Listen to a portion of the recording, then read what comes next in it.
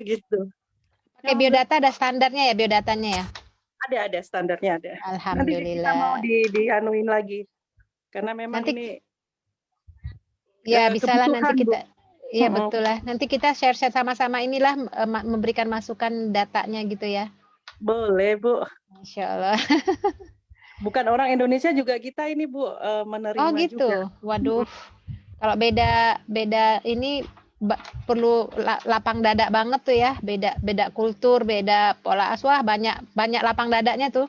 Satu suku aja masih Iya, iya. Di ya nggak Sister ini apa-apa juga lah. banyak nih pasangannya. Ya kita kalau udah di sini harus membuka mindset Ya, juga ya. iyalah. Mindset dibuka, dadanya juga dibuka biar lapang ya. Sabarnya Iya. juga. Masya Allah. Tapi kayaknya anak-anak kita malah maunya orang-orang yang di sini biar sama-sama orang Indonesia, tapi kalau di Indonesia agak pikir-pikir anak-anak itu. Iya, Oh betul. iyalah, iya. Wah, Ya ini biar ketemu langsung ya. Biar apa bersama-sama gitu ya. Enggak, katanya pikirannya cara nggak sama kalau biar berpikirnya. sama-sama orang Indonesia itu, Bu. Kalau Oh, merekanya di Indonesia, itu cara berpikirnya nggak sama seperti oh beda anak-anak ya. Oh iya ini ya. gitu jadinya. Karena mereka udah terbiasa ini ya berinteraksi dengan ini ya. Heterogen gitu ya. Betul. Iya, jadi mereka nggak pikir, oh ini orang Indonesia atau ini orang Pakistan, oh ini orang ini gitu, nggak pikir lagi mereka. Tapi bagusnya Islam yang menjadi pemersatunya ya. Ya, Iya, betul. ya. Alhamdulillah. Baik, Udah mungkin sudah jam 10.01 kita mulai ya, supaya nanti nanti ada sesi tanya jawabnya insya Allah. Baik, baik. Baik, apaan ini di-cut ini Ustaz? Baik, kita mulai insya Allah.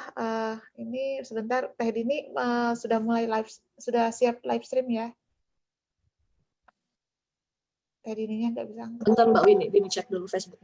Oke, katanya sudah, kata Mbak Winnie sudah. Ya. Oh iya, insya Allah. Baik, insya Allah kita mulai. Bismillahirrahmanirrahim. Assalamualaikum warahmatullahi wabarakatuh. Waalaikumsalam warahmatullahi wabarakatuh. Innal hamdalillah nahmaduhu wa nasta'inuhu wa nastaghfiruh wa na'udzu billahi min shururi anfusina wa min sayyiati a'malina may yahdihillahu fala mudhillalah wa may yudhlil fala hadiyalah. Asyhadu an la ilaha illallah wahdahu la syarikalah wa asyhadu anna Muhammadan abduhu wa rasuluhu la nabiyya ba'da. Alhamdulillah di tengah-tengah kita sudah hadir ustazah yang ustazah favorit kita insyaallah. Insyaallah kita sayangi, mudah-mudahan sehat Ustazah ya. Alhamdulillah kelihatan segar insyaallah di tengah-tengah virus yang melanda dunia ini. Insyaallah kita hadir dalam halaqah kembali menimba ilmu, mengkaji ayat-ayat Allah. Semoga memberi berkah dan rahmat di pagi ini, tapi di waktunya Ustazah malam ya insyaallah. Insyaallah kita akan mulai semester ini dengan materi-materi fikih nisa, melanjutkan semester yang lalu. Insyaallah semester ini ada 10 pertemuan, insyaallah dengan tema-tema yang berbeda dan topik utamanya adalah tentang keluarga. Baik, untuk supaya tidak berlama-lama, insyaallah kita akan langsung ya untuk mengundang rahmat Allah, kita menjaga adab-adab majelis, kita mulai dengan tilawah insyaallah akan dibacakan oleh Teh Koni. Teh Koni sudah ya? Oh ya. Baik, Teh Koni silahkan Teh Koni ya. Teh Koni akan membacakan ayat Al-Qur'an Quran surah An-Nisa ayat 32. Surah subhanallah ya. Surah An-Nur ayat 32 dan 33. Silahkan Teh Koni waktunya. Jazakallah khair. A'udzu billahi minasyaitonir rajim. Bismillahirrahmanirrahim. وأنكحوا الأيام منكم والصالحين من عبادكم وإمائكم إن يكونوا فقراء يكونوا فقراء يغنيهم الله من فضله والله واسع عليم وليستعفف الذين لا يجدون نكاحا حتى يغنيهم الله من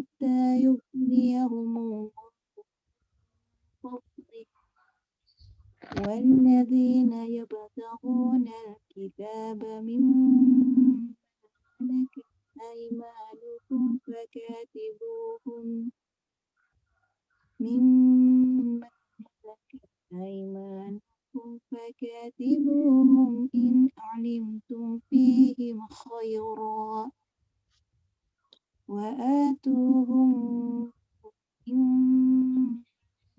الله آتاكم ولا تكرهوا فتياتكم على البغاء إن أردنا تحصنا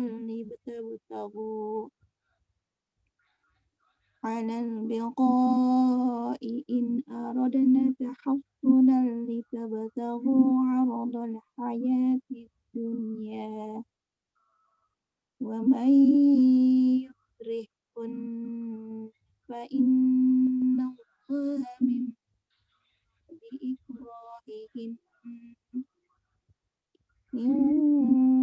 بعد إكراههن غفور رحيم. Artinya, dan nikahkanlah orang-orang yang masih bembujang di antara kamu dan juga orang-orang yang layak menikah dari hamba-hamba sahayamu yang laki-laki dan perempuan. Jika mereka miskin, Allah akan memberi kemampuan kepada mereka dengan karunia-Nya, dan Allah Maha Luas pemberiannya, Maha Mengetahui. Ayat 33, dan orang-orang yang tidak mampu menikah, hendaklah menjaga kesucian dirinya, sampai Allah memberi kemampuan kepada mereka dengan karunia-Nya. Dan jika hamba sahaya yang kamu miliki menginginkan perjanjian kebebasan, hendaklah kamu buat perjanjian kepada mereka. Jika kamu mengetahui ada kebaikan pada mereka, dan berikanlah kepada mereka sebagian dari harta Allah yang dikaruniakannya kepadamu. Dan janganlah kamu paksa hamba sahaya perempuanmu untuk melakukan pelacuran, sedang mereka sendiri menginginkan kesucian, karena kamu hendak mencari keuntungan kehidupan duniawi. Barang siapa yang memaksa mereka, maka sungguh Allah Maha Pengampun, Maha Penyayang kepada mereka setelah mereka dipaksa. Shadaqallahul Adzim. Maha benar Allah dengan segala firman-Nya. Baik. Alhamdulillah, jazakillah khair Teh Roni.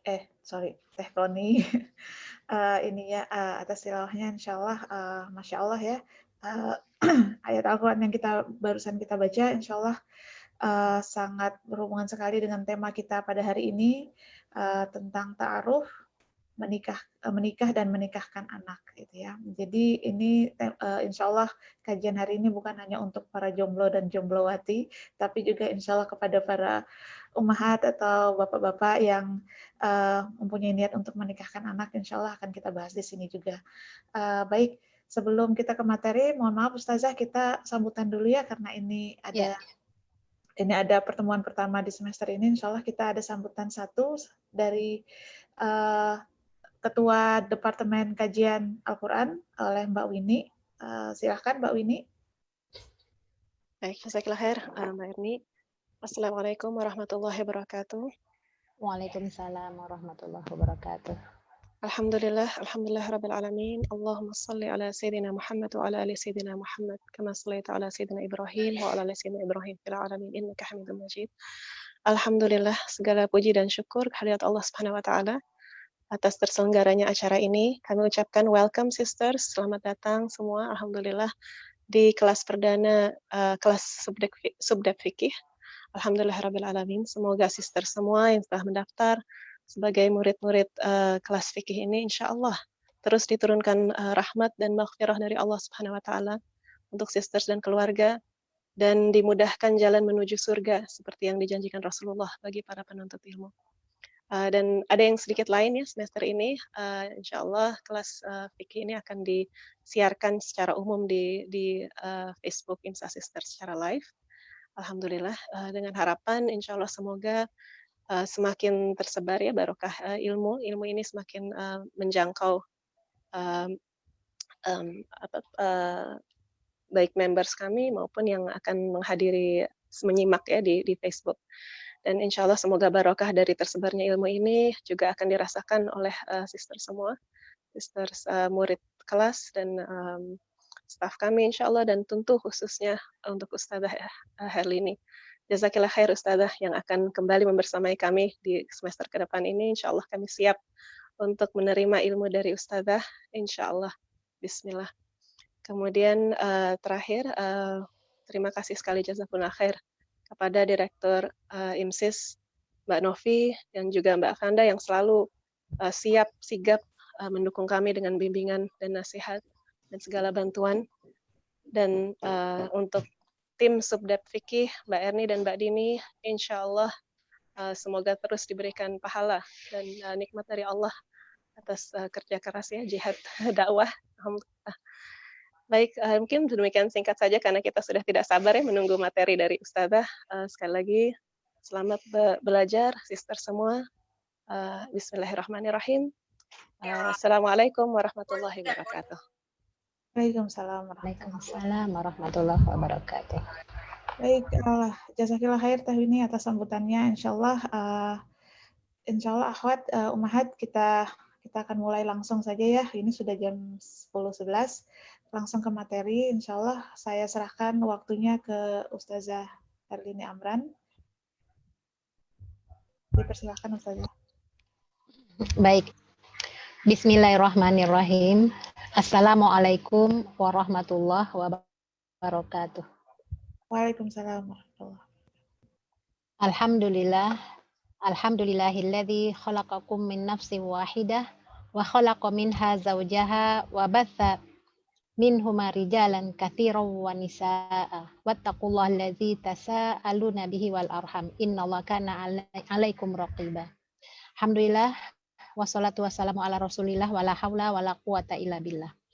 Mudah-mudahan pada hari ini, saat ini, ridho Allah selalu menaungi kita dan seluruh aktivitas kita mudah-mudahan bernilai ibadah insya Allah.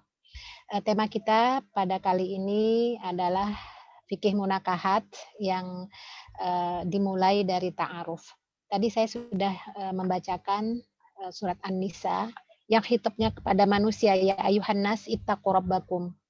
Wahai manusia, bertakwalah kepada Tuhanmu, kepada Rabbmu yang telah menciptakan kamu dari diri yang satu, yaitu Nabi Adam, dan Allah ciptakan pasangannya, yaitu Ibunda Hawa, dan dari dirinya dan dari keduanya itu Allah perkembangbiakkan laki-laki dan perempuan yang banyak.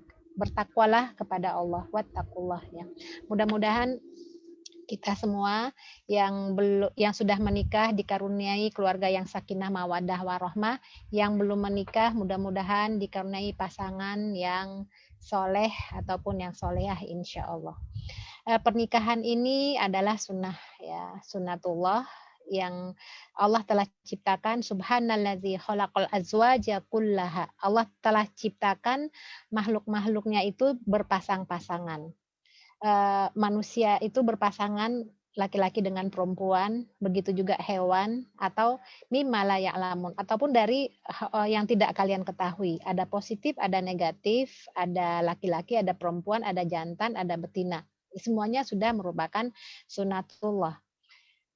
Bila kita memahami tentang pernikahan ini, tentang bagaimana di masa kenabian, karena pernikahan ini adalah suatu hal yang, sebentar mohon maaf, ini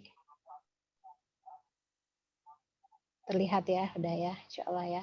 Ini baik, saya sudah coba ini ya, ini kelihatan ya Kelihatan slide-nya ya. kelihatan. Yang baik ya. Bila kita melihat sekilas di masa Nabi tentang bagaimana pernikahan itu, kita tahu Rasulullah itu sangat menganjurkan pernikahan. An-nikah sunnati. Jadi nikah itu adalah sunnahku. Barang siapa yang tidak mengikuti, tidak menyukai sunnahku, falaisa minni, bukanlah dari golonganku. Jadi pada prinsipnya pernikahan itu merupakan sunnah Rasulullah SAW. Bahkan beliau menganjurkan sahabatnya untuk menikah, ya, dan berusaha menyegerakan pernikahan anak laki-laki dan anak perempuan. Jadi semuanya itu ya, para sahabat yang memiliki anaknya. Jadi kalau kita lihat di masa Rasulullah itu tidak dibiarkan seorang perempuan itu menjadi perawan tua atau bujang lapuk, kecuali kalau memang dia tidak menginginkannya, ya. Seperti misalnya Abu Hurairah itu memang menunda pernikahan karena beliau ingin menimba ilmu dengan Rasulullah, musahabah dengan Rasulullah, berdekatan dengan Rasul, dan sekaligus beliau juga ingin menjadi anak yang soleh karena ibunya sudah tua. Jadi ada penghalang-penghalang yang menyebabkan dia tidak bersegera menikah, ya. Nah, Rasulullah pada dasarnya itu berusaha menyegerakan pernikahan anak laki-laki. Jadi berbagai riwayat kita temukan, di antaranya dari Abdul Muthalib bin Rabi'ah bin Al-Harith, itu Rasulullah berkata kepada Mahmiyah, ini seorang ayah yang bekerja mengurus rampasan perang dan memiliki anak perempuan. Dia katakan, kawinkanlah anak ini, yaitu Al-Fadl bin Abbas, dengan putrimu. Jadi artinya Rasulullah itu menjodohkan langsung anak-anak para sahabat. Lalu ia pun menikahkannya, ya. Bahkan Rasulullah pun pernah mengusulkan kepada Fatimah binti Qais dengan ucapan beliau itu, kawinlah dengan Usamah. Fatimah menuruti saran Rasulullah. Jadi Fatimah ini pernah datang kepada Rasulullah minta dipilihkan. Jadi ada dua orang yang melamarnya. Saya pilih ini atau ini ya Rasulullah. Kalau si fulan dia begini, kalau si fulan dia begini, udah kamu nikah saja dengan Usamah, begitu. Jadi Rasulullah menyodorkan langsung ya orang yang cocok untuk Fatimah tersebut. Nah, kemudian Fatimah merasakan bahwa Allah memberinya kebaikan dan kesenangan dengan pernikahan tersebut, ya.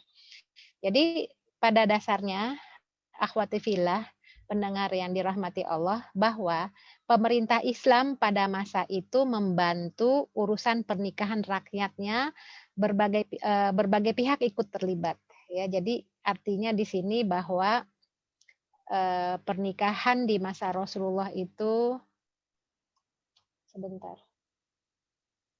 bahwa di masa Rasulullah itu pernikahan memang ini agak kendala, mohon maaf sedikit ya. Masih terlihat nggak ininya apa? Masih Ustazah, Mohon maaf, masih di halaman 2 tapi di page. Sebentar, saya agak sedikit ini nih mengalami sebentar, mohon maaf. Ada sedikit kendala di sini nih. Sebentar, mohon maaf. Nggak jalan ininya ya. Sebentar. Masih nomor ini saya sudah di 5, ini masih nomor 2 ya? Iya. Sudah di nomor 5. Sebentar ya. Nah, sudah, alhamdulillah. Sudah nomor 5 ya? Iya, insya Allah. Iya, ya. Jadi ini kita lihat di masa Rasulullah sebagai kepala pemerintahan itu ikut terlibat dan membantu pernikahan rakyatnya. Maka tadi dibacakan surat An-Nur ayat 32 itu dengan khitab wa ankihul ayama. Wa ankihu itu kalimat amr ya, kata kalimat amr yang perintah, kawinkanlah al-ayama minkum wassolihin, orang-orang yang masih sendirian, yang orang-orang yang soleh ya, di antara hamba-hambamu atau anak-anakmu lah ya, yang masih sendirian, nikahkanlah. Wa ankihu ini kan kalimat perintah kepada wali, kepada orang tua. Jadi di sini perintah agar menikahkan mereka, ya. Ini iyakunu fuqara, kalau mereka itu enggak mampu, yughnihumullah, Jadi di masa Rasulullah SAW itu bahkan ada sahabat yang ketika diperintahkan untuk menikah, lamarlah anak si fulan. Ya Rasul, aku nggak punya apa-apa. Kemudian Rasul berkata kepada penjaga Baitul Mal, ya istilahnya mungkin kementerian, kalau kita lihat keuangan gitu, mungkin ada programnya gitu, keluarkanlah anfik, keluarkanlah sekian-sekian untuk maharnya. Jadi turut dibantu oleh pemerintah saat itu. Ya, ini di masa Rasulullah SAW, bagaimana pernikahan itu menjadi urusan bersama, ya, tidak hanya urusan individu-individu. Jika kita sekarang berinteraksi dengan berbagai pemahaman, kadang-kadang di keluarga Muslim itu ada, terutama yang perempuan ya, kalau perempuan itu kan memang agak kesulitan dalam mencari pasangan hidup karena biasanya bersifat pasif ya, karena menunggu. Yang agresif itu kan laki-laki ya. Maka kita banyak temukan ya, khususnya yang saya tahu tuh di Indonesia lah ya, itu banyak ahwat-ahwat kita yang usianya itu sudah melebih dari 30, itu belum menemukan pasangan hidupnya. Ya biasanya nih dari orang tua itu suka ini memberikan kebebasan ya kepada putrinya. Udah kamu carilah mana. Akhirnya ditanya terus, kapan mau nikah nih, mana kok nggak dikenalkan nih ke orang tua, kapan diajak datang nih, kapan ditanya begitu. Padahal kalau kita lihat dalam ajaran Islam itu sebenarnya kewajiban orang tua lah yang memberikan atau mendatangkan jodoh atau menikahkan putrinya. Jadi artinya orang tua itu tidak bisa berlepas tangan. Itu prinsipnya seperti itu. Bahkan kalau kita lihat dalam kewajiban menafkahi, kalau kita baca di kitab-kitab fikih, untuk anak laki-laki itu sebenarnya kalau usia dewasa kan baligh ya, di situ kan kewajiban orang tua sampai batas baligh itu menafkahi anak laki-laki. Kalaupun setelah baligh dia belum mampu, itu adalah amal soleh dari orang tua ya kepada anak laki-laki. Tapi anak perempuan, kewajiban orang tua sampai dia menikah gitu ya, terus sampai dia menikah baru lepaslah tanggung jawab orang tuanya. Jadi untuk perempuan karena memang tanda kutip masih kesulitan ya untuk mencari sendiri ya, beda dengan laki-laki yang sifatnya aktif, maka orang tua untuk khususnya perempuan lah yang mencarikannya. Misalnya kita lihat ya Hafsah radhiyallahu anha, putri Umar bin Khattab ya, ketika beliau menjanda, suaminya syahid, itu kan yang sibuk mencari jodohkan buat putrinya kan Umar ya. Dia tawarkan kepada Abu Bakar, kepada Utsman, yang sebenarnya mereka tahu sebenarnya Rasulullah itu berminat ya, berniat untuk menikahkannya. Ya, ketika Umar itu mengeluh kepada Rasulullah, ya saya tawarkan kepada mereka nggak mau gitu ya. Kata Rasulullah, tunggu dulu ya wahai Umar, anakmu akan dinikahkan dengan orang yang lebih baik daripada mereka berdua.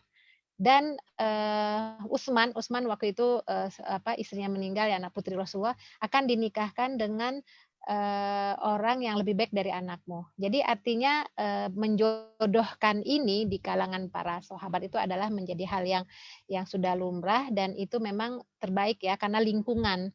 Kalau kita memiliki lingkungan terbaik, anak-anak kita juga akan berada di lingkungan yang baik. Tapi coba kalau anak-anak itu terutama yang perempuan dibiarkan memilih sendiri, kita khawatir pilihannya itu tentu sesuai dengan keinginannya, yang bisa jadi keinginan anak kita yang perempuan itu mungkin belum tentu sama dengan pilihan orang tua ya, karena ini masalah pemahaman, wawasan dan seterusnya ya.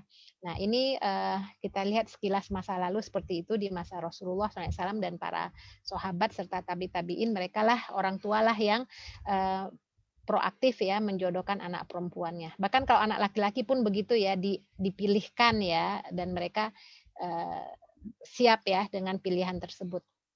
Nah, ketika kita berbicara pernikahan, tentu ada beberapa hal yang akan kita bahas di sini ya, tentang persiapan diri, kemudian menentukan batas kesiapan, menjaga kebaikan diri. Ini tentu orang tua punya peran aktif dalam mengkondisikan putra-putrinya. Bagaimana mencari calon, meminta persetujuan pihak terkait, nazar, ta'aruf, memantapkan pilihan, khitbah, akad nikah, walimah, ini ya yang seputar pembahasan pertama kita pada pertemuan kita malam ini ya, kali ini ya. Kita mulai ya, mencari calon dulu ya. Nah, kebingungan yang anak kita yang perempuan itu kan kalau tidak dibimbing dari awal oleh orang tuanya, tentu dia akan, ya kita tahu sendirilah ya, berdasarkan usia, pengalaman, tentu tidak seperti pengalaman dan wawasan orang tua dalam kehidupan. Tentu perlu bimbingan, baik anak laki-laki ataupun anak perempuan. Hal ini sebenarnya kita bisa sosialisasikan dari awal ya, bahwa orang tua itu kalau dalam memilihkan jodoh anaknya tentu tidak akan memilihkan yang sembarangan ya. Pasti akan dipilihkan yang terbaik sesuai dengan kemampuan orang tua. Beda hal kalau anak kita memilih sendiri ya. Biasanya kalau pilihan dari orang tua, biasanya kalau ada masalah apapun tentu konsultasinya kepada orang tua ya. Misalnya orang tua yang memilihkan, kemudian anak perempuan ini punya masalah dengan yang laki-laki ya, suaminya, tentu dia akan konsultasi kepada mertuanya tentang anaknya. Begitu juga sebaliknya, silang ya. Nah ini. Nah, sekarang kita mulai dengan mencari calon ya. Kita tentukan kriterianya terlebih dahulu ya. Ini diskusi ini orang tua dengan anak ya, baik putra atau putri, kita tentukan kamu mau seperti apa, kriterianya bagaimana. Nah, ini sudah dipandu dalam Islam ya, dari hadis Tirmizi itu Rasulullah memandu ya bahwa tunkihul mar'ah li arba'. Ada 4 kriteria ya yang perlu menjadi perhatian kita ya, limaliha walihasabiha wajamaliha walidiniha, yaitu pilihan terhadap mal, harta ya, kemudian terhadap nasab, kemudian kecantikan, kemudian din atau agama. Maka ini itu yang pilihannya ada 4 ya. Maka pilihlah lidiniha, fadfaro bidatidin tarobat siadak. Pilihlah berdasarkan agama, maka engkau akan selamat. Jadi ada 4 memang kriteria, bisa karena hartanya, keturunannya, kecantikannya, dan agama. Pilihan agamalah yang mestinya menjadi prioritas utama. Rasanya untuk 4 hal ini sulit ya kita temukan dalam satu orang ya. Satu orang memiliki 4 itu sangat sulit. Ya paling tidak mungkin 2 atau 3, tapi paling tidak berdasarkan din. Kalau dinnya sudah oke, bisa naiklah dikit ya, apakah jamalnya atau malnya ya. Tapi paling tidak kriteria ad-din itu sangat bagus ya. Bahkan kalau kata seorang salafus soleh mengatakan, pilihlah yang bertakwa. Kalau dia mencintai anakmu atau putrimu, dia akan muliakan. Kalaupun dia tidak mencintaimu, dia akan tidak akan menzolimi gitu ya. Jadi baik semua, yang penting adalah ketakwaannya dan agamanya. Kemudian ada lagi hadis, idza ja'akum man tardona dinahu wa khuluquhu ya, barang siapapun yang datang kepada kalian ya, ja'akum man tardona dinahu, yang kalian ridhoi agamanya, bagus agamanya, dan akhlaknya, khuluqahu, bagus akhlaknya, fazawijuhu, nikahkanlah dia ya. Nah, jadi ini menarik nih. Ketika kita melihat din seseorang dan akhlaknya baik, itu lebih diutamakan daripada kedudukannya. Ini kan kalau orang tua nih, kita nih ya, datang 1 orang atau 2 orang yang akan melamar putri kita. Dua-duanya itu memiliki perbedaan. Yang satu agamanya bagus tapi penghasilannya agak kurang dikit lah, atau mungkin pas-pasan.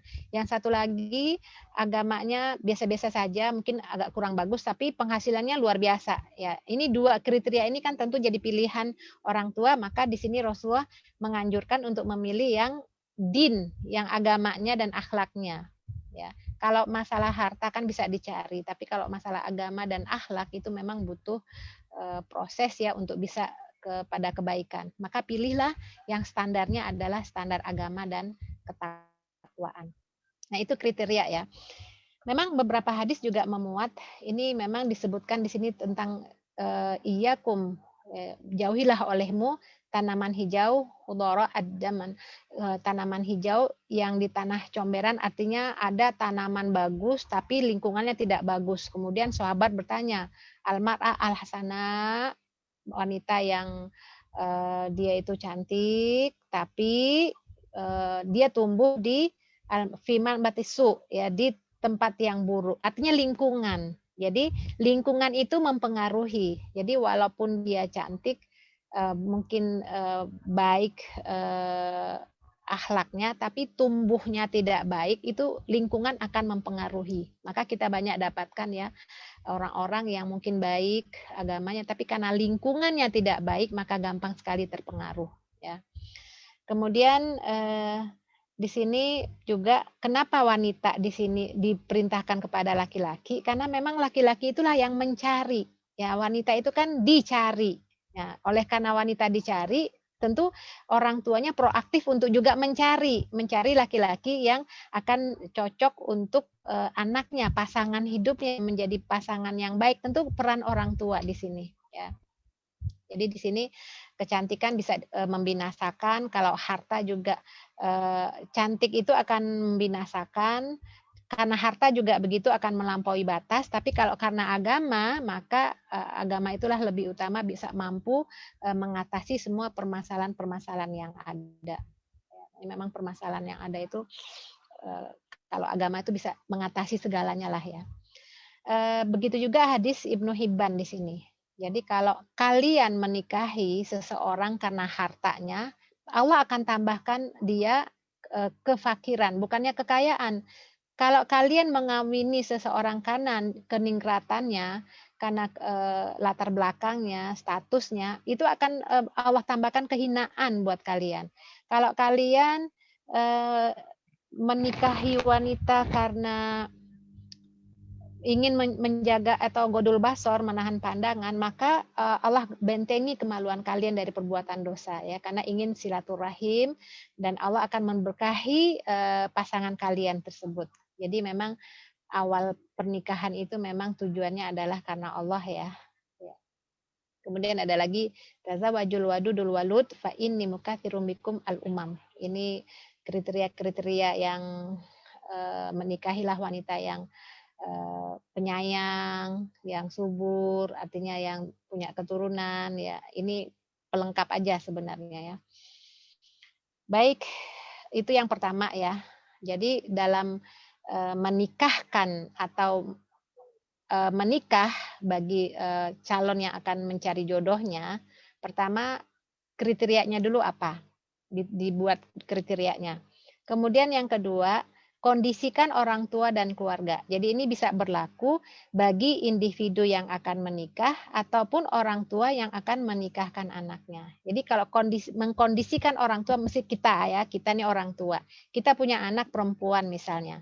Tentu kita akan berdiskusi dan bermusyawarah dengan keluarga dan anak kita. Kita kondisikan nih, kamu nanti cocok. Kan kita tahu anak kita bagaimana karakternya. Kamu cocoknya kalau punya suami itu yang begini. Atau punya istri itu kamu cocoknya nanti istrinya seperti ini. Kita diskusikan. Kemudian kita siapa ya kira-kira. Jadi jadi bertemunya kita, ya mudah-mudahan pertemuan yang barokah ya, itu bisa sekaligus untuk mendiskusikan anak-anak kita. Ini saya punya anak ini begini, ini saya punya ini. Bagaimana nih kalau diinikan, udah siap nih, cobalah kita ta'arufkan misalkan. Kalau cocok oke, kalau enggak ya sudah enggak apa-apa. Jadi artinya pengkondisian ini penting.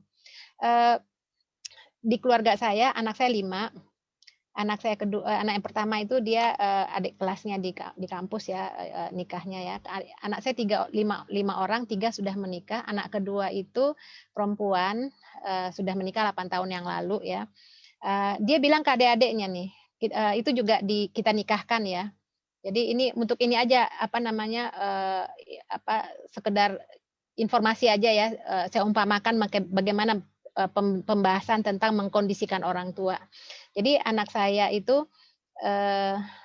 artinya perempuan ini artinya kita sepakat ya, anak saya itu udah sepakat, udahlah saya terserah Umi Abi saja, saya siap dengan dijodohkan oleh orang tua. Oke, baik gitu ya. Kalau udah kita kan tentu ketika anak menyerahkan kepada orang tua kan kita menjadi wah kita harus hati-hati nih mau cari mantu. Nah, alhamdulillah anak saya ini dulu pernah kuliah di Mesir. Di sana ada lajnah munakahat. Nah, di situ ada Lajnah Munakahat itu mengumpulkan seluruh biodata, kemudian ini luar biasa nih pengurusnya, pahalanya besar banget ya. Ketika berhasil menjodohkan orang-orang yang menyerahkan biodatanya di situ, itu pahalanya tuh luar biasa deh ya, Masya Allah ya. Mempertemukan kedua orang yang berniat menikah karena Allah tuh pahalanya terus ya. Kalau rumah tangganya berjalan dengan baik, harmonis sampai bertahun-tahun tuh pahalanya ngalir terus tuh bagi yang menjodohkan ya.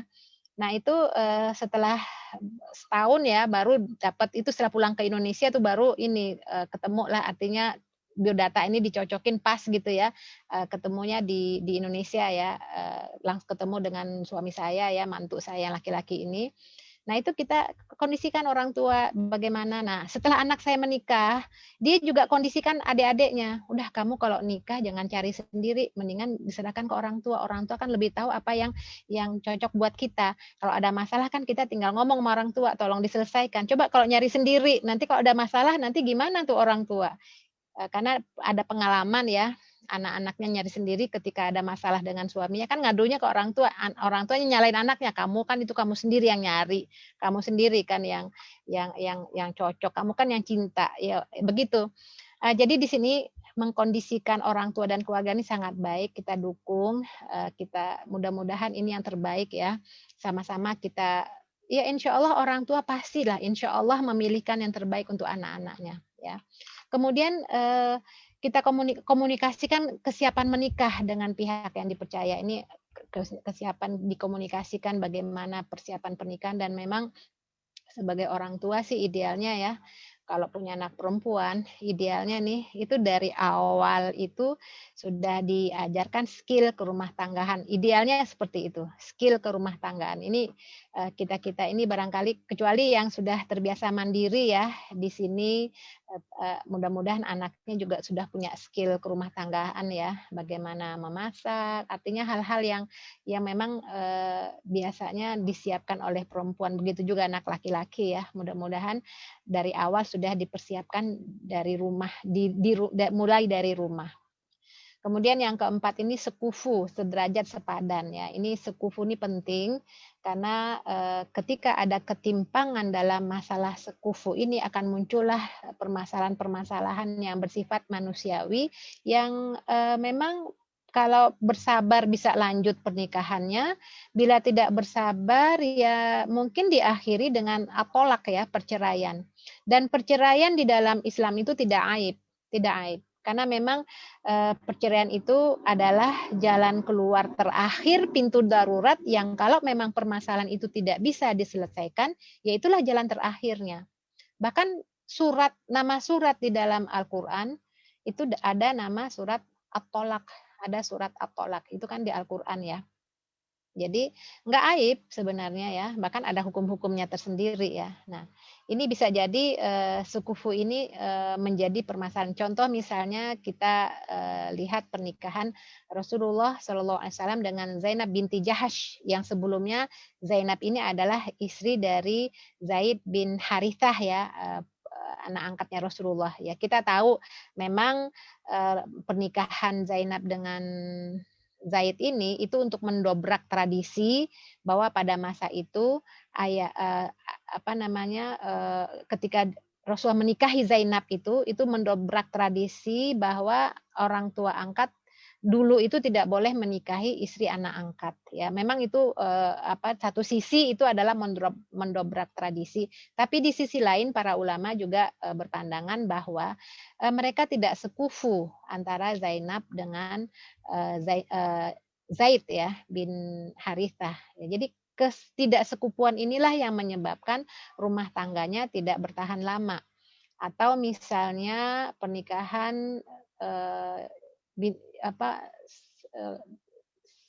Qais bin Thabit ya, seorang sahabat yang istrinya minta khulu, minta gugat cerai karena kondisi fisiknya yang tidak sekufu ya dengan Fatimah kalau nggak salah namanya itu karena tidak sekufunya maka istrinya minta khulu. Artinya ini penting menjadi catatan kita tentang sekufu atau sederajat dan sepadan ini penting ya untuk keberlangsungan rumah tangga ke depannya ya. Ya, tidak mungkin pula misalnya ya kalau suaminya tamat SD, kemudian istrinya doktor gitu ya. Itu artinya nih walaupun semua ulama sepakat ya, mayoritas ya, sekufu itu maksudnya itu lebih ditekankan kepada kesepadanan dalam agama, dalam iman, takwa dan akhlak. Itu memang di sini para ulama berbeda pandangan. Jadi ini persiapan-persiapan yang perlu dibahas ya. Baik, kita langsung bahas topik bagaimana mencari jodoh ya, kiat mencari jodoh ya. Di sini ada 3 poin besar ya dalam kiat mencari jodoh. Pertama tentu saja memohon kepada Allah. Ya, ini penting ya, karena memang Allah lah yang menciptakan manusia berpasang-pasangan ya. Subhanalladzi khalaqal azwaja kullaha. Allah telah ciptakan manusia berpasang-pasangan. Oleh karena itu, pasangan kita di mana tentu kita minta kepada Allah. Minta kepada Allah itu memang jodoh itu kan memang Allah yang telah tentukan. Sebenarnya takdir kita itu kan yang tahu hanya Allah. Karena kita tidak tahu, maka kita minta kepada Allah. Itulah salah satu fungsi atau kegunaan dari doa dan munajat kepada Allah. Karena kita manusia adalah hamba yang lemah, dhaif, nggak tahu masa depan, kita minta kepada Allah yang telah menciptakan pasangan-pasangan bagi hamba-hambanya. Nah ini memang kebutuhan penting kita, maka mintanya sama Allah. Dan minta kepada Allah itu bisa diupayakan diantaranya dengan sholat hajat. Sholat hajat, sholat untuk meminta kebutuhan. Jadi sholat hajat ini memang sih judulnya itu kalau dalam hadis Nabi nggak ada sholat hajat. Tapi ada dalam riwayat, dalam hadis Nabi mengatakan barang siapa yang wudhu dengan sempurna, kemudian sholat rakaatain 2 rakaat, kemudian dia berdoa kepada Allah, memohon meminta hajatnya kepada Allah, maka Allah akan kabulkan. Maka para ulama membuat judul sholat hajat gitu ya. Jadi sholat memohon kepada Allah keinginan-keinginan. Kita minta aja. Jadi 2 rakaat ya, kalau dalam fikihnya itu ada sholat sunnah mutlak ya. Sholat sunnah mutlak itu bukan sholat wajib ya. Ketika kita punya sesuatu harapan, udah sholat 2 rakaat. Nah, diantaranya adalah mohon kepada Allah jodoh untuk ya bisa anak kita atau mungkin yang bersangkutan anak kita disuruh diminta sholat hajat, mintalah kepada Allah hajatnya. Jadi ini yang lucu nih, anak saya juga doa ya ketika dia anak saya kedua ini juga sebelum dia punya suami kan dia juga doa sama Allah ya. Cuman doanya itu ya dia ceritanya setelah menikah ya. Doanya itu diantaranya adalah aku pengen suamiku seperti abiku, katanya begitu. Ternyata setelah menikah akhirnya dia bilang, aduh kok kayak abi semua, sampai pelupanya juga kayak abi. Tadi lupa deh, mestinya jangan ngomong gitu ya, jangan seperti abi ya. Ini maksudnya sifat lupanya juga keikutan ya, suaminya juga lupa. Ya intinya gini, doanya dikabulkan gitu ya. Maka mintalah kepada Allah, ud'uni astajib lakum. Itu dah janji Allah. Mintalah kepadaku, aku akan kabulkan permintaanmu. Nah, jadi kesuksesan manusia mendapatkan jodoh itu berpengaruh besar dalam kehidupan dunia dan akhirat seseorang. Itu ya. Jadi minta kepada Allah, orang tua juga mohon kepada Allah agar anak-anaknya ini mendapatkan pasangan yang soleh, yang solihat. Ya, itu yang pertama ya. Kiat mencari jodoh. Bisa juga secara langsung. Itu artinya memohon kepada Allah ini mutlak ya, artinya itu terus dilakukan sambil juga kita mencarinya secara langsung ya. Secara langsung ini artinya calon sudah dikenal, akhlaknya baik ya. Apakah dia teman dekat, anak teman kita, misalnya ibu-ibu nih, saya banyak pengalaman nih ya, teman-teman kumpulan liko misalnya gitu ya, itu saling besanan. Jadi mereka ketemu setiap pekan, kemudian anaknya udah dewasa ya, sudah lulus kuliah, kemudian ngobrol, iya nih saya punya anak cowok nih udah selesai kuliah, iya nih sudah ini, ya udah gimana nih, ya udah ya akhirnya ya dikenalkan gitu ya, ya ada yang jadi, ada yang tidak, nggak ada masalah ya. Di sini anak-anaknya kan sudah dikondisikan. Gimana dengan anak si Ibu Anu, si Umi Anu? Ketemu, ya udah, jadi dulunya pernah sih satu SD misalnya, pas sudah SMP dan SMA kuliah nggak ketemu ya, jadi ketemu orang tua menemukan, udah jadi gitu, alhamdulillah ya. Nah itu bisa seperti itu ya, calon dikenal. Walau bagaimanapun pacaran itu tetap dilarang oleh Islam. Jadi pacaran itu banyak hal yang dilanggar di sini. Karena yang namanya cinta sebelum menikah itu akan melahirkan dosa. Paling tidak kan dosa itu ada dosa mata karena memandang, dosa hati ya karena menghayal, yang membuktikan itu dosa zina sebenarnya tentu kemaluan ya. Maka oleh karena itu cinta yang hadir sebelum menikah itu rentan setelah terjadinya pernikahan. Maka diupayakan supaya menghindari pacaran ya. Ya kecuali nggak ada itu yang pacaran Islami itu tidak ada ya. Pacaran itu tetap dilarang oleh Islam ya, karena sudah menghadirkan dosa-dosa zina ya, walaupun tuh hanya zina mata, zina hati ya, itu kan setan lah itu ya, nanti ada kholwat berdua-duaan, na'udzubillah min dzalik, banyaknya terjadi kehamilan di luar nikah, itu karena faktor pacaran tersebut ya. Nah bagaimana kalau seorang muslimah yang tertarik dahulu, misalnya anak kita karena dekat dengan orang tuanya curhat, saya suka lo dengan si Anu, dengan ini bagaimana, ya ini memang kalau dia suka itu, kalau untuk menawarkan diri langsung itu memang belum lazim, terutama di Indonesia. Saya nggak tahu mungkin di daerah di tempat teman-teman semua mungkin sudah biasa ya, tapi di sini kita belum lazim. Walaupun sebenarnya di masa Rasulullah tuh pernah terjadi seorang wanita itu datang kepada Rasulullah menawarkan dirinya. Nah ini hadis ini kan diriwayatkan oleh Abu Hurairah. Kemudian putrinya Abu Hurairah mengatakan, itu perempuan nggak malu ya nawarkan diri kepada Rasulullah. Nah Abu Hurairah menjawab, dia lebih baik daripada kamu. Dia menginginkan Rasulullah dan menawarkan dirinya kepada beliau, ya nggak ada masalah gitu. Ya, kalau kisah ini memang terjadi dalam riwayat itu Rasulullah berkumpul dengan sahabat, dengan para sahabat. Kemudian datanglah seorang wanita menawarkan dirinya. Ya ditawarkan langsung, Rasulullah kan agak kaget ya, beliau melihat wanita itu, Rasulullah melihat wanita itu, kemudian memalingkan pandangannya setelah itu. Artinya Rasulullah itu ya tidak berminat, orang tiba-tiba datang menawarkan diri, ya Rasul aku hibahkan diriku padamu. Kemudian melihat hal itu, sahabat yang hadir pada saat itu kan ikut menyaksikan ya peristiwa itu. Tiba-tiba salah seorang di antara mereka itu menunjuk tangan, ya Rasulullah nikahkan aku dengannya. Jadi ada seorang sahabat yang tertarik gitu. Kalau Rasul nggak mau ya aku aja deh gitu. Kemudian Rasul bertanya, kamu punya mahar apa? Apa yang bisa kamu jadikan mahar? Sahabat itu menjawab, lah ya Rasul, aku nggak punya apa-apa nih gitu. Coba kamu cari dulu buat maharmu. Seorang itu keluar dari masjid itu, dia mungkin dia berusaha mencari, nggak, terus datang lagi nggak ada ya Rasulullah.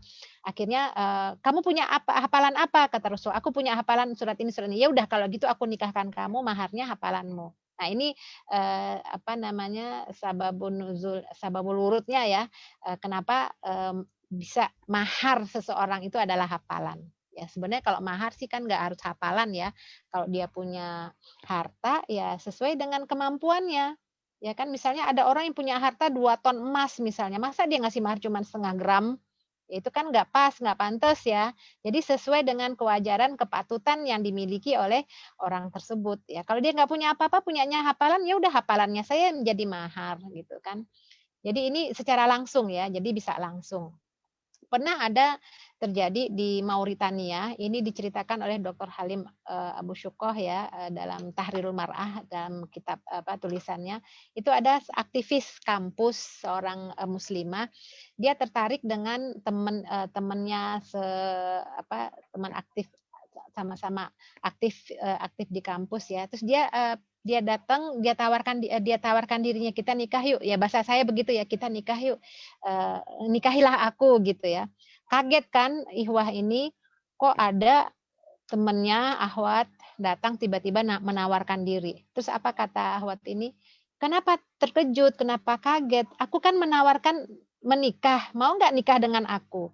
Kalau nggak mau ya nggak apa-apa. Kalau mau ayo datang ke rumah orang tuaku. Jadi dia menawarkan diri untuk minta dinikahkan. Ya karena memang mungkin kesiapan ya ragu-ragu atau bagaimana ya, karena mungkin nggak berani, karena dia lihat yang datang adalah yang agamanya baik, akhlaknya baik, sama-sama aktivis. Ya udah gitu. Akhirnya datanglah dia ke rumah ke orang tua wanita ini dan menikahlah mereka. Itu secara langsung. Yaitu mungkin kalau di Indonesia masih agak ini ya, agak belum familiar ya, belum lazim ya. Itu kalau secara langsung. Memang kalau kita lihat, mohon maaf ini sebentar. Kalau secara langsung ini,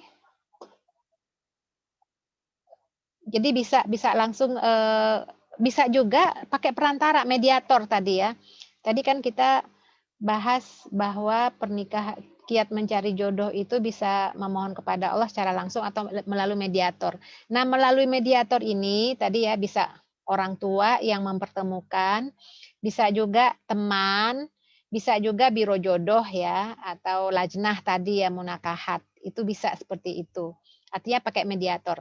Nah, kalau kita lihat Ibunda Khadijah itu kan mendapatkan informasi tentang Rasulullah itu kan tidak dari beliau langsung ya, tapi dari stafnya sendiri yang sama-sama bersama Rasulullah ketika membawa barang dagangan Ibunda Khadijah ya.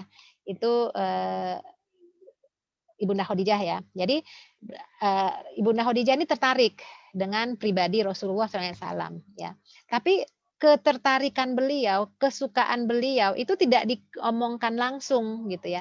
Tapi beliau melalui Nafisah sebagai mediatornya. Nafisah inilah yang memperantarai keinginan Ibunda Khadijah dengan Rasul. Rasul itu kan tidak artinya belum ada keinginan gitu. Tapi sangat pintar Nafisah ini sebagai mediator ya dalam memperantari sangat pintar sekali. Ya Muhammad, kenapa engkau di usia segini belum nikah juga? Kenapa gitu ya? Ya kata Rasulullah, ya aku belum ketemu jodoh. Lagi pula aku dengan kondisiku seperti ini siapa yang mau? Oh kalau ada yang mau gimana? Siapa? Kata Rasulullah. Disebutkanlah Khadijah binti Khuwailid. Nah jadi kalau bahasa saya itu mau gitu ya. Seorang yang tohiroh, yang suci, yang cantik, yang baik hati ya. Dengan Al-Amin yang saat itu terkenal ya dengan kejujurannya. Cocok deh, Rasul juga mau. Tapi kan untuk ya Rasulullah untuk mengawali kan nggak mungkin ya. Tapi ketika disodorkan, ditawarkan, itu langsung mau. Nah itu yang disebut dengan mediator. Ya artinya ketika inisiatif dari seorang perempuan itu boleh dia menyampaikannya kepada mediator. Siapa yang mediator yang dipilih? Tentu yang amanah, tentu yang baik ya, tentu yang tidak ember kalau bahasa kita bahasa umumnya yang enggak enggak memalukan ya. Artinya sangat pintar lah dalam memainkan perannya ya. Itu mediator. Bisa juga dengan biro jodoh. Ini memang sangat jarang ya ada. Kalau biro jodoh yang umum itu sebaiknya dihindari karena pertemuan-pertemuannya itu tidak islami ya. Karena ada beberapa biro jodoh umum di Indonesia ini mempertemukannya itu disuruh berkholwat ya. Jadi berdua dalam satu ruangan biar menggali, gitu nggak bagus lah ya. Jadi ini memang perlu kriteria yang islami dalam memperantarai pernikahan bagi yang akan menikah ini. Ya itulah yang sebentar, kita sekarang membahas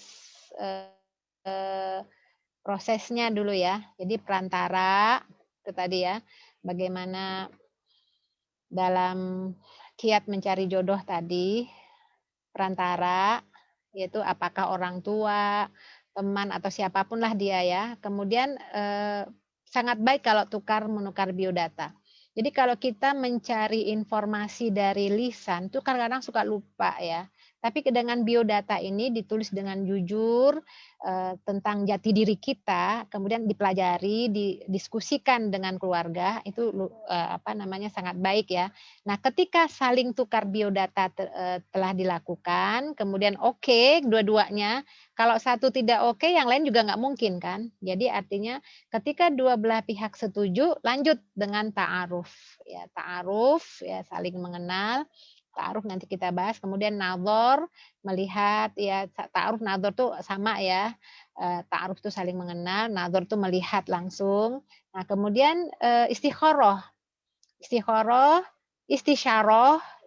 ini sholat istikharah ini bermusyawarah ya dengan orang tua, diskusikan bagaimana, diputuskanlah baru khitbah ya. Nah, mudah-mudahan inilah yang menjadi jodoh bagi putra-putri kita atau bagi yang akan menikah. Sekarang kita ta'aruf dulu deh. Ta'aruf ini berkenalan, saling mengenal ya. Kalau Arafah itu kan padang Arafah saling tempat bertemu ya. Ta'aruf ini kan menggali informasi sebanyak mungkin ya, bagaimana tentang calon bersangkutan. Jadi ta'aruf ini memang perlu ya, sangat penting ya ta'aruf ini untuk menyamakan persepsi kehidupan berumah tangga bagi calon pasangan hidup tersebut. Ini penting banget ta'aruf ini ya. Jangan ditinggalkan, jangan hanya pasrah saja. Hanya udahlah terserah aja lah, enggak, jadi betul-betul dijalani ini, dilalui. Nah, nazar dan ta'aruf ini, nazar tuh melihat, ta'aruf ya. Jadi memiliki niat dan keseriusan. Jadi kalau yang mau lanjut kepada pernikahan ini, jangan hanya sekedar pengen tahu yang mana sih, tapi dia tidak ingin menikah tuh jangan. Ya nanti akan mengecewakan ya. Jadi memang bagi pasangan yang sudah siap untuk menikah bisa lanjut ta'aruf ya, nazar ya. Yang penting punya niat serius ya, melibatkan orang tua atau wali dalam proses ta'aruf ya, baik keluarga laki-laki atau perempuan ya, agar ikut mengarahkan pada pilihan yang tepat ya. Jadi kalau dulu mantu saya ini dulu ketemu sama suami saya, ya saya belum ketemu, saya serahkan sama abinya. Udah abi aja deh ketemu dengan calon mantu, itu ketemu 2 kali tuh ya, diskusi semua, menggali semua yang ada yang dimiliki oleh akhirnya suami saya setuju ya, baru ta'aruf datang ke rumah ya dengan keluarganya ya. Nah, dalam ta'aruf dan nazar ini tidak boleh berkholwat atau berdua-duaan ya, tidak boleh ikhtilat atau campur baur dengan yang bukan mahram. Artinya benar-benar dijaga prosesnya sesuai dengan nilai-nilai keislaman. Ta'aruf ini apa yang akan menjadi dalam ta'aruf ini, kecuali kalau yang sudah kenal ya, kan ada yang belum kenal. Apanya sih yang dita'arufkan itu? Pertama jasadi ya, mengenal fisik calon pasangan ya, termasuk riwayat sakit dan penyakit. Maka dalam biodata itu boleh ditulis itu. Ya artinya kita kan ingin keturunan yang memang baik ya, maka kalaupun tidak ada biodatanya, ya mungkin dalam ta'aruf jasadi ini, fisik ini kita bisa tanyakan fisik calon pasangan tersebut ya, termasuk riwayat sakit, apa semuanya lah ya. Kita tahu lah, oh ini begini, orangnya begini. Kemudian tidak hanya jasadi, tapi fikri juga, pemikiran, wawasan, kehidupan ya. Apakah memiliki pemikiran yang sejalan, dialog terus ya. Bagaimana pemahaman tentang keluarga serta visi misi pernikahan itu bisa didiskusikan ya. Bagaimana pemahaman tentang peran, hak dan kewajiban suami dan istri misalnya. Kan ini penting ya kan, kalau nggak dibicarakan dari awal ya, daripada udah terlanjur. Misalnya istrinya ingin tetap melanjutkan kuliah, sementara suaminya tuh pengen punya istri itu di rumah saja. Ini akan menjadi kendala besar kalau sudah menikah baru dibicarakan. Tapi pada saat ta'aruf itu dibicarakan kan bisa ditemukanlah bisa disesuaikan lah ya antara keinginan tersebut ya. Bagaimana mengatur emosi dan konflik, bagaimana cara mengatur diri dan keuangan, bagaimana hubungan yang terjalin dengan keluarga, kebiasaan keluarganya seperti apa, bagaimana pemahaman tentang diri, cita-cita dan juga masa depan. Ini penting dalam ta'aruf ini. Sedikit info pengalaman saya ya, anak saya yang ketiga laki-laki. Itu juga yang nyariin kakaknya ya. Nah, sebelumnya ada 2 orang ukhti itu ya, 2 orang putri ya, yang dia udah datang, yang satu datang ke rumahnya. Jadi temennya terus dia anak saya ngajak nikah ya, terus kata temen, jadi temennya sih bukan pacarnya, temannya, saya pengen nikah pengen serius dengan kamu, gimana? Saya mah terserah orang tua saya. Kalau orang tua saya setuju dengan kamu, ya udah kita nikah. Kalau enggak ya udah kamu ketemu orang tua saya, kata teman yang perempuan itu. Anak saya datengin orang tuanya. Terus ta'aruf lah dengan orang tuanya, yang nemuin orang tua ya, bapak dan ibunya, ditanya segala macam, artinya semua diskusi. Nah, saya kan nggak ada, anak saya datang sendiri. Nah, setelah pulang saya tanya anak saya, apa yang dibahas? Ya dia tanya saya, pemikiran saya, kita bicara masalah diskusi politik dan segala macam. Terus kata anak saya nggak cocok dengan calon mertua seperti itu. Sepertinya agak ekstrim. Sepertinya pemahamannya agak keras deh gitu ya. Maksudnya kalau anak saya bilang, sedikit tanda kutip pemahamannya agak tekstual gitu ya. Kalau katanya ya salafi lah gitu.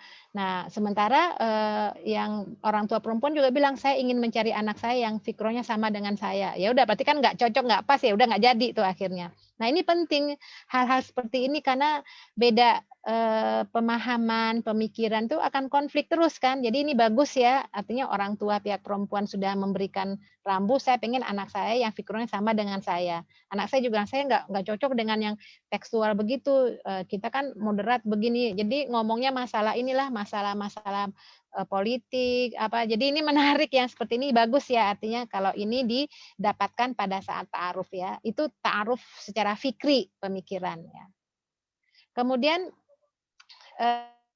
yang ketiga dalam ta'aruf itu yang perlu juga dicari tahu adalah ruhi. Jadi maksudnya ruhi di sini adalah bagaimana ibadah wajib yang dijalankannya, sholatnya, apakah kalau yang laki-laki sholatnya berjamaah di masjid atau artinya ini digali ya konsep sejauh mana konsistensinya dan semangatnya dalam menjalankan syariat Islam ya, bagaimana akhlak dan kepribadiannya, bagaimana lingkungan keluarga dan teman-temannya. Ini kan kita ingin yang terbaik ya untuk putra-putri kita. Jadi ini ta'aruf ini 3 ini menjadi catatan kita semua ya dalam ta'aruf. Nah, dalam proses ta'aruf itu juga ini penting ya didiskusikan visi kehidupan berumah tangga. Visi ini penting ya. Karena visi ini adalah tujuan kita berumah tangga ya. Karena perbedaan karakter, latar belakang, keluarga, kultur, suku, dan etnis tidak akan menjadi penghalang selama pasangan itu memiliki visi yang sama dalam berumah tangga. Ini penting nih visi. Ini rumah tangga kita mau dibawa kemana, seperti apa nanti, bagaimana, itu penting banget ya, supaya tidak terjadi penyesalan setelah pernikahan. Itu dibahas tentang visi dalam berumah tangga.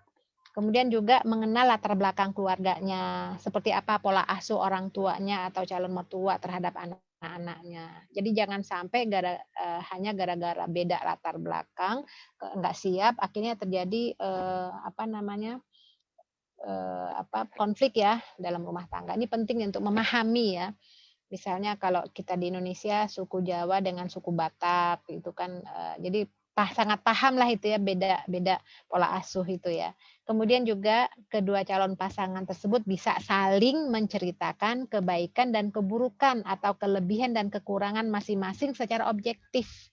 Jadi ini kelebihan keburukan itu saya ini sebenarnya agak kurang, misalnya gini ya, kalau yang pihak perempuan, saya ini memang anak tertua, saya agak emosi, agak egodik. Jadi artinya sampai saya ini anak bungsu, saya ini sedikit manja. Jadi artinya dalam hal ini boleh menceritakan. Yang tidak boleh itu adalah aib.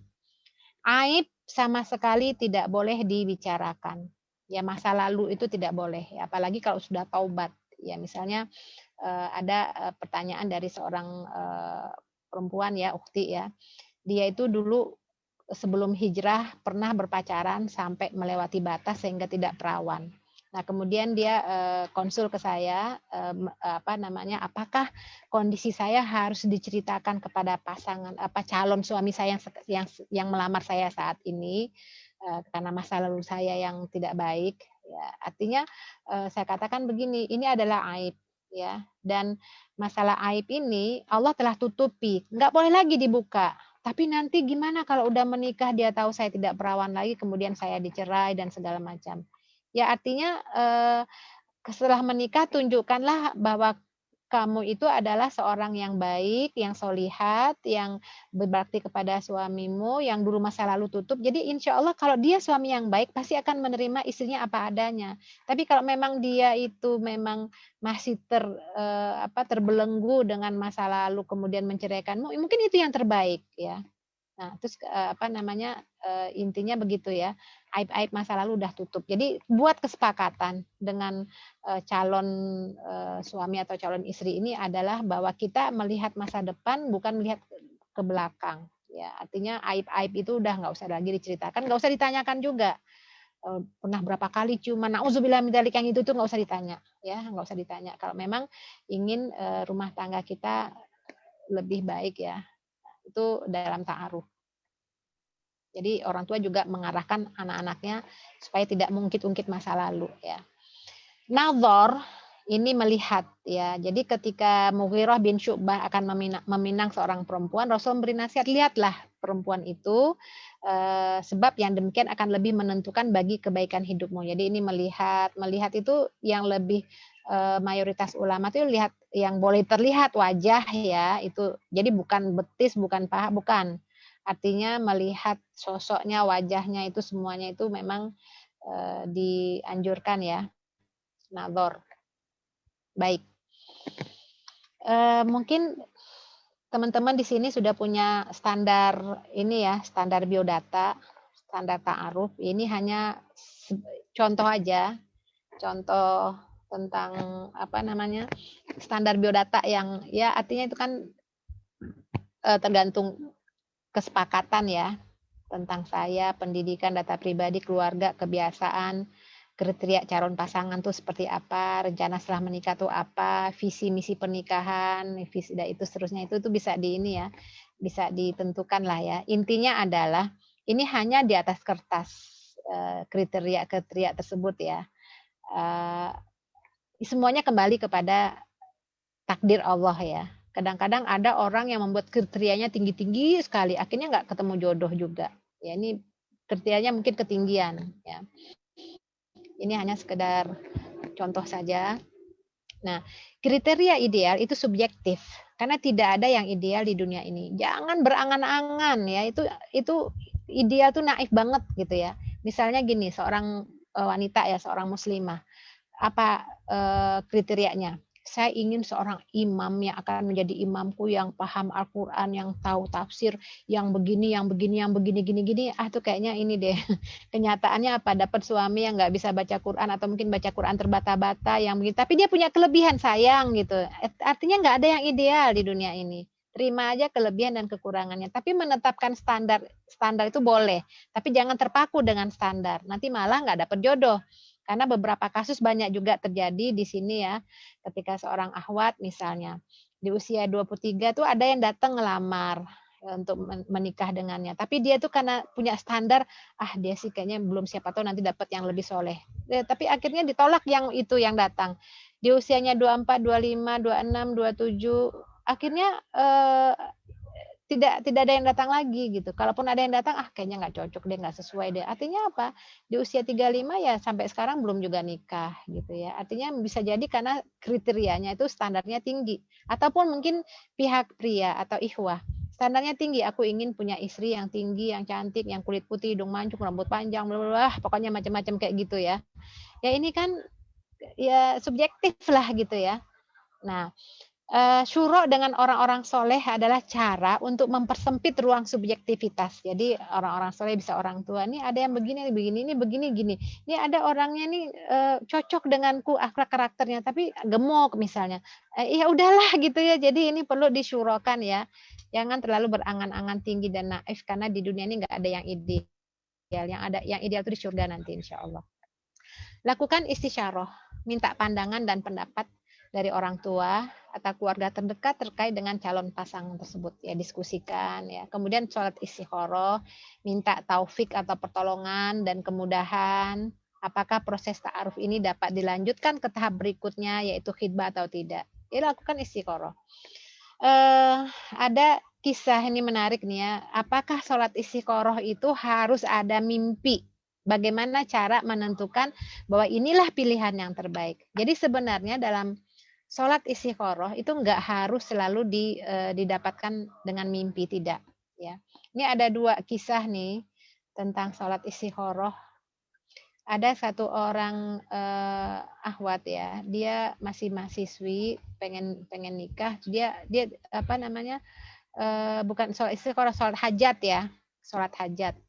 Dia minta pada Allah. Nah, itu ketika selesai sholat hajat itu berapa lama lah dia selalu sholat hajat. Dia mimpi, dalam mimpinya ada suaranya bunyi suara aja. Nanti yang datang jodohmu itu ketika kamu nggak pakai kerudung. Padahal dia pakai kerudung.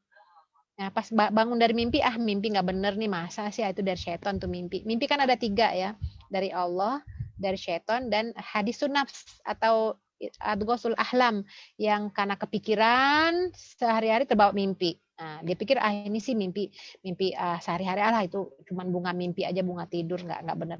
Tapi mimpinya tuh ada sampai 3 kali dia mimpi seperti itu. Nah, suatu sore ketika dia pulang kuliah sore, kan dia keramas ya rambutnya, udah layak dikeramas, terus dia mengeringkannya di ruang tamu, pintunya ditutup ya, di ruang tamu sambil ketiduran. Nah, ibunya lagi di luar lagi nyapu halaman. Datanglah seorang laki-laki. Jadi dalam mimpinya akan datang padamu calon suamimu tuh orangnya tinggi, hitam, keker. Datang waktu kamu nggak pakai kerudung gitu, nggak pakai jilbab. Nah, datanglah dengan kriteria itu, nanya anaknya itu teman kampusnya juga, sama-sama aktivis. Nah, karena ibunya nggak tahu, anaknya lagi di ruang tamu mengeringkan rambutnya, ibunya buka pintu. Ya kan, jadi kan terbangun dia masuk ya yang bukan mahramnya, sesuai dengan dia langsung lari ke kamarnya sampai kaget ya, sedih juga, kenapa auratku terlihat nih. Terus dia mikir, kok mimpiku, jangan-jangan dia benar kan, ternyata dia datang buat ngelamar ya. Itu contoh aja ya, bisa jadi itu lewat mimpi. Tapi mimpi jangan dijadikan sebagai standar. Ini ada juga kasus ya, sama juga sholatnya, sholat hajat ya. Kalau istikharah itu kan tinggal memilih ya atau tidak. Kalau hajat itu kan mau ingin mendapatkan. Nah, ada seorang guru TK nih. Dia juga berhajat, dia minta pada Allah jodoh. Terus mimpi juga dia, mimpinya itu dia lagi ngajar, terus ada jendela, ada sosok laki-laki berdiri di jendela tersebut melihat dia. Tapi wajahnya samar ya, nggak terlihat lah, cuman aja sosok laki-laki saja.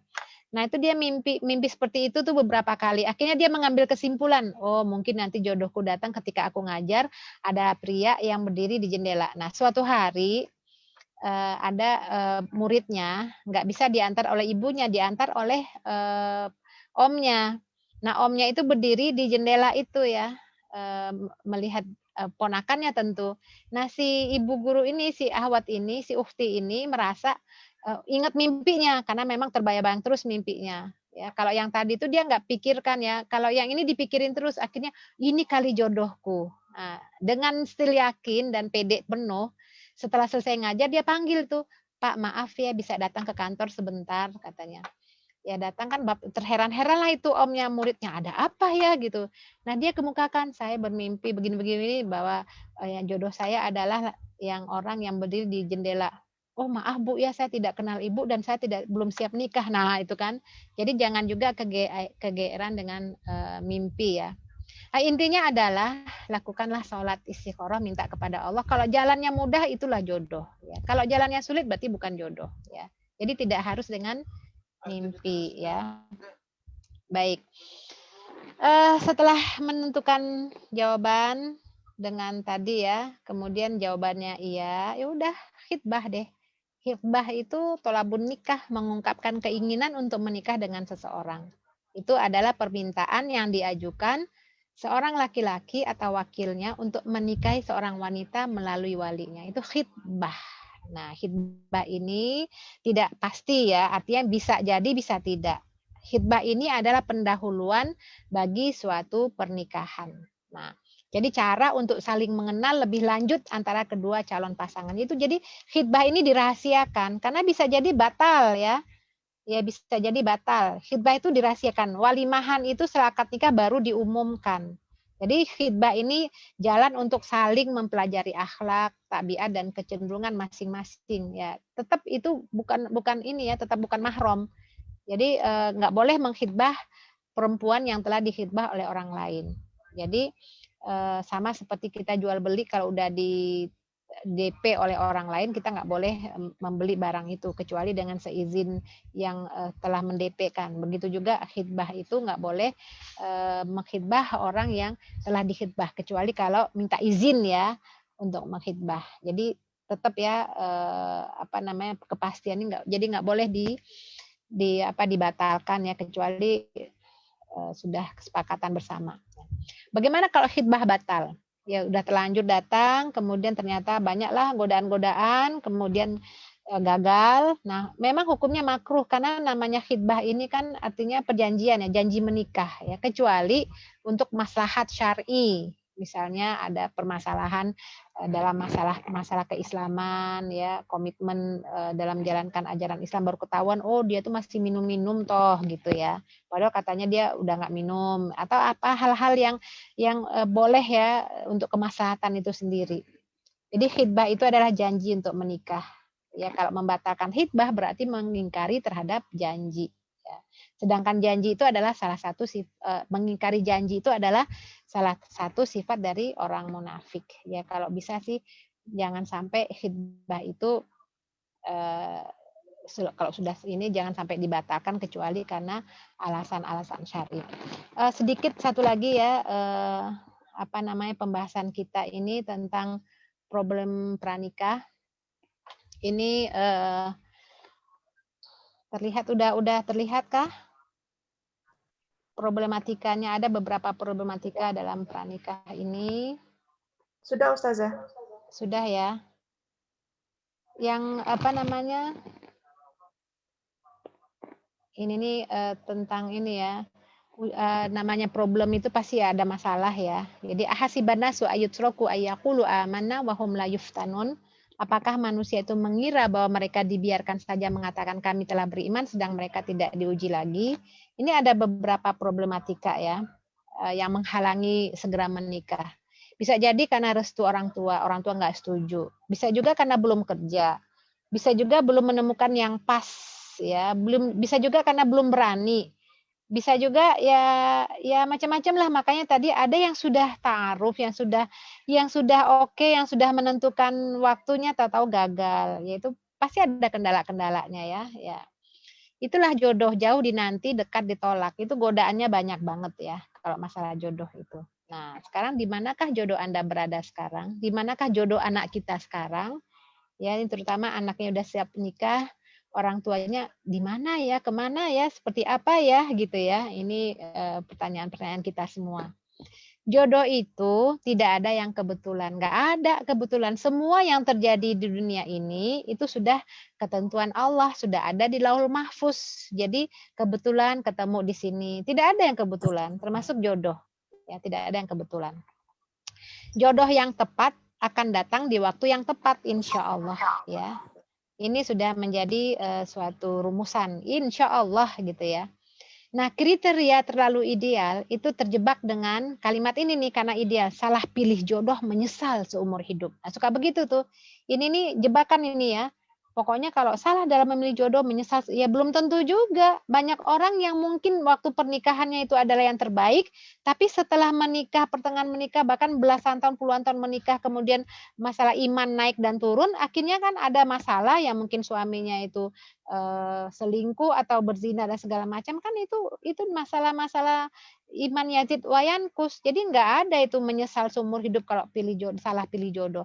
Bisa jadi awalnya itu biasa-biasa aja, nanti setelah menikah malah lebih baik atau kebalikannya. Jadi sekali lagi kriteria terlalu ideal itu karena terjebak dengan salah pilih jodoh, menyesal seumur hidup. Maka hiduplah dalam realita. Ya. Kalau kita ingin suami seperti Nabi Muhammad, maka jadilah kita Khadijah. Atau seseorang yang ingin seperti Ibunda Khadijah, jadilah engkau seperti Muhammad ya kan. Jadi nggak bisa kita menuntut orang itu ideal sementara kita belum siap. Artinya pantaskanlah diri kita agar kita dapat pasangan yang juga pantas ya. Maka dalam kehidupan rumah tangga tuh ada ayat tentang tolak ya. Nabi Ismail misalnya kan, ketika Nabi Ibrahim datang ke rumah Nabi Ismail kan, nggak ada Nabi Ismail, adanya istrinya. Ternyata istrinya tuh bukan tipikal perempuan yang solihat, maka Nabi Ibrahim menyuruh Nabi Ismail menceraikan istrinya karena mengeluh aja terhadap suaminya ya. Rasulullah juga kan begitu juga ya, pernah mentolak Hafsah, kemudian malaikat menyuruh untuk rujuk kembali ya. Nah, termasuk juga usia, terlambat atau cepat menikah, ya itu memang problematika ya, terlambat nikah. Bahkan ada yang kemarin itu di usia 56 tahun seorang wanita ya baru ketemu jodohnya ya. Bisa juga permasalahan pernikahan ini adalah pekerjaan yang belum mapan. Padahal sudah punya penghasilan, tapi belum punya penghasilan tetap. Sebenarnya selama punya kemampuan atau mungkin usaha. Artinya yang penting tetap bekerja, ya. Itu yang penting ya, punya tanggung jawab. Walaupun hasil pekerjaannya belum mapan atau mungkin gajinya belum tetap, ya nggak ada masalah. Yang penting punya jiwa bertanggung jawab gitu ya. Dan orang tua juga mudah-mudahan bisa restu ya, karena ini problematika pranikah ini kadang-kadang orang tua nggak restu ya, masih mengharapkan yang ideal. Persiapan kadang-kadang seadanya, aduh belum siap nih, nanti aja lah nikahnya kalau udah punya uang, cukup uang ya, itu juga kendala ya dalam pranikah ini. Ini juga banyak terjadi, mendadak ragu pada calon pasangan ya. Ya, ini godaan setan sebenarnya ya. Jadi hampir semua rumah tangga itu sebelum terjadi pernikahan atau akad nikah itu muncul keraguan-raguan, ada rasa menolak, takut nyesel, takut ini, takut itu, ragu-ragu. Ini sebenarnya adalah godaan setan. Setan tuh nggak pengen ya manusia itu berpasangan. Bahkan kalau rumah tangga sudah utuh pun ingin juga dicerai-beraikan. Bahkan perbuatan yang terbaik yang mendapatkan reward setan itu adalah berhasil memporak-porandakan bangunan rumah tangga. Oh, itu diberikan reward itu oleh iblisnya ya. Jadi ini ragu-ragu itu segera itu dihilangkan ya. Bisa juga orang tua yang tidak kompak gitu ya. Ya ini karena ragu-ragu akhirnya bapak ibunya atau umi abinya yang waduh gimana, udahlah pokoknya bismillah aja, kalau memang udah bismillah, udah mudah-mudahan Allah berikan hidayah, Allah mudahkan, Allah lancarkan pernikahannya. Atau bisa juga mendadak banyak orang yang suka, ini terutama ya baik pihak perempuan atau laki ya, setelah di khidbah ternyata ada yang itu mau lagi, itu mau, ya sudah bismillah. Artinya setelah kita memilih serahkan pada Allah. Ini godaan-godaan ini banyak terjadi ya, pranikah ya, sebelum terjadi pernikahan ya. Karena menikah adalah ibadah, maka banyak godaan dan tantangannya. Mudah-mudahan kita semua, anak kita mendapatkan pasangan yang soleh, solihat, yang belum menikah mudah-mudahan dapat jodoh yang soleh, solihat insya Allah. Baik, pembahasannya sampai di sini. Silahkan kita lanjutkan dengan diskusi ya. Baik, jazakillah khair Ustazah. Masya Allah ilmunya sejam lumayan banyak ya. Insya 1 Allah. jam ya. Iya, nggak apa-apa. Ini temanya alhamdulillah sepertinya banyak peminat gitu, banyak yang sudah bertanya. Untuk pertanyaan yang ada di Facebook, insya Allah akan kita bahas Jumat depan, insya Allah Ustazah. Jadi live streaming kita kita selesai di sini, oke? Untuk live streamnya di Facebook kita selesaikan sampai di sini, insya Allah. Pertanyaan di Facebook kita jawab di insya Allah Jumat depan. Baik,